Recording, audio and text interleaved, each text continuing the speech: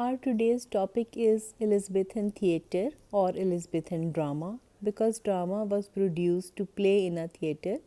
That is why drama, theatre, or play are the words that have the same meaning in this assignment. The things we are going to discuss in this lecture are history of Elizabethan drama, what is the concept of the players, who were the notable playwrights of the era, what type of costumes, props, and sets were used, and also the types of Elizabethan theatres. The brief history of drama starts from 1576 to 1678. Elizabethan theatre is a general term covering the plays written and performed publicly in England during the reign of Queen Elizabeth I. As you see that Queen Elizabeth I sat on the throne in 1558 and she passed away in 1603, and all that time between those two years, two dates would be considered Elizabethan era. So whatever was written, produced and performed on the stage in the genre of drama would be called the drama of Elizabethan era. Derived from medieval theatre traditions such as mystery plays, before the drama started to evolve in Elizabethan times, the mostly plays that were enacted were called mystery plays. Temporary companies of players attached to households of leading noblemen that performed seasonally in various locations existed before the reign of Elizabeth I and became the foundation for the professional players that performed on the Elizabethan stage. That means that there were some companies of actors, and they were taken up by some very rich people, the noble people, and those companies performed in each season different type of plays. So play was not an industry, it was a household name before the time of Queen Elizabeth I. Attitude of the local London government toward public performances was hostile. The government was not very much in the favor of plays and playwrights. However, it was outmatched by the Queen's taste for plays. But Queen Elizabeth herself was very fond of watching dramas. That is why this industry became an industry and started flourishing. And also Privy Council, who were a part of Parliament, they liked dramas as well. That is why the local government that was not very kind towards the play acting could not do anything against it, and it became a very good sort of industry in a very few years. Who were the players? Players simply refers to the actors. The word player was used for the actors. All actors were men and younger boys would play female characters. Women were not allowed to play in the theatre. That is why the actors were men, and there were young boys who played the roles of the girls and women, or the heroine of the drama and other women. Actors would form groups called companies, like the Queen's Men, that would be sponsored by the nobles in order to gain political protection. So the noblemen made the actors into companies, and they kept them and they paid them their salaries, and different type of names of those companies were also in fashion. Needed to memorize as many as 50 different parts for 25 different plays in a single month, as plays were rarely repeated. If you wanted to be an actor in that era, you would need extraordinary memory, because there would be at least 50 different roles that one had to play, and there were 25 different plays in a single month. So to remember all the dialogues and keep them in your mind, everything was very difficult for an actor in that era. Elizabethan plays. What type of plays those were? Intricate plots. The plots were complicated with deeper and more varied characterization. Characters were also complex, they were not simple. Growing emphasis on real life situations. And mostly the plays were not about supernatural situations, they were about real life. Comedies usually ended in marriage. Yes, this happened because comedy meant a play that ends well. And to end something well, obviously, there would be a wedding or marriage or any sort of union in the end. Like A Midsummer Night's Dream and Merry Wives of Windsor, that are the plays written by Shakespeare, they end in marriage. History plays were based off of lives of people and events that had transpired. So, about the past, when you write something, it would be called a history play, especially if there is a royal house concerned. Shakespeare's dramas, Henry V, Henry VIII, Richard II, are history plays. Then there were tragedies, plays with tragic heroes that undergo a series of unfortunate events which usually leads to the death of a lead character. Tragedies were very popular. In those dramas, there was always a tragic hero who goes through very unfortunate events, and in the end, the tragedy usually ended on the death of the main character, like the dramas of Hamlet, Macbeth, Romeo and Juliet that are written by Shakespeare. Notable playwrights were William Shakespeare, who was the greatest playwright of the world. He wrote 38 plays, 154 sonnets, and several poems. The examples are Hamlet, Romeo and Juliet, Julius Caesar. Another one is Christopher Marlowe, and he died very young. He was an English dramatist, poet, translator. He had written 6 plays, and Dr. Faustus, The Massacre at Paris, were very famous of them. Costumes of those dramas were very expensive and elaborate. Very stylish and very elaborate costumes, dresses were used when the drama was presented on the stage.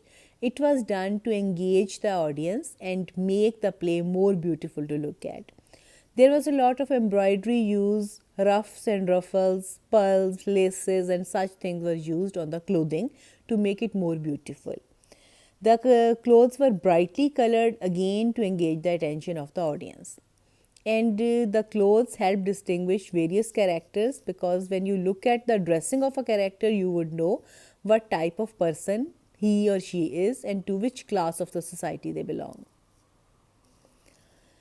Sets or backdrops were not used because they mostly wanted audience to use their imagination to create the scenery behind them.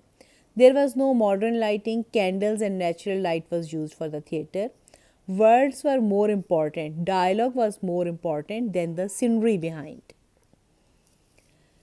Props for the play, they are very important because if there is no set, you have to put some props to show what location the play is going to happen in. Props were very expensive, so there were not many props used by the theatre owners. Props took a lot of time to make.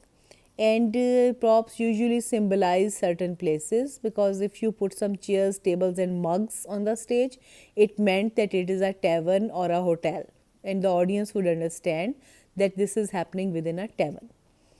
Large scale props such as cannons have been known to be used. Sometimes to make the play more interesting, very large props were used, like cannons or guns or other type of weapons were put on the stage to make the play more realistic.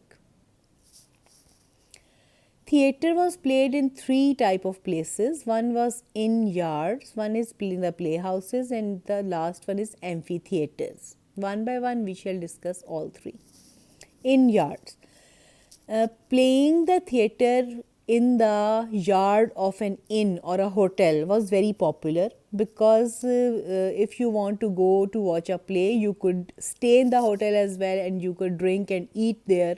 That is why people like to go to such plays.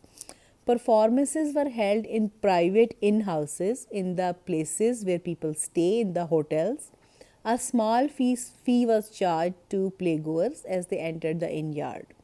An additional fees was added on if they wanted to go up to a balcony level. The audience capacity was up to 500 people. It was not very expensive to show a play in an inn, and the people who came to watch also did not have to pay a lot of money. That is why it was very popular in the public of England.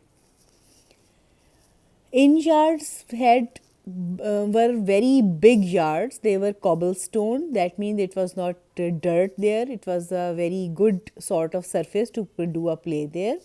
And also there was sometimes gambling and beer baiting and other type of games being held in the inn yards. Stage was made by movable platforms, and the temporary stages were erected by the actors themselves. Lighting was not needed. Natural lighting was used for most of the plays because they were played in the afternoon. Playhouses. Elizabethan playhouses provided indoor venues for the production of Elizabethan plays. Venues were smaller, they had a roof on their head, and they were suitable for winter and evening productions.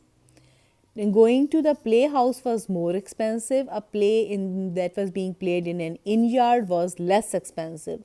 So these places, the proper playhouses or the theatre houses, were usually frequented by rich people. Indoor playhouses were exclusive. The cost prohibited the attendance of most common folk.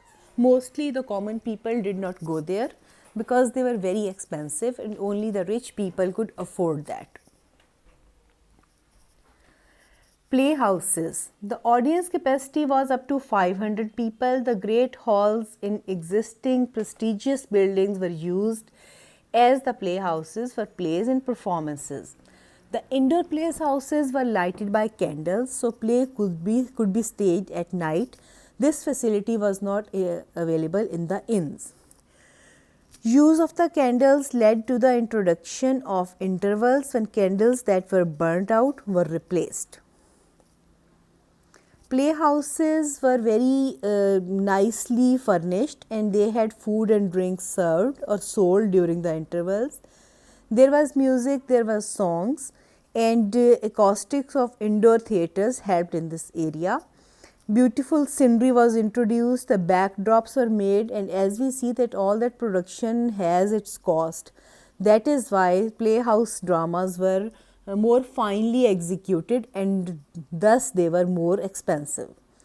The plays were selected to suit the indoor venues, like if a play shows a battleground or something, they did not play that drama in the playhouses. Elizabethan amphitheatres were built in a similar style. It were on a smaller scale to the Roman amphitheatres. It is a round place like a football stadium. It was designed to hold up to 3,000 people.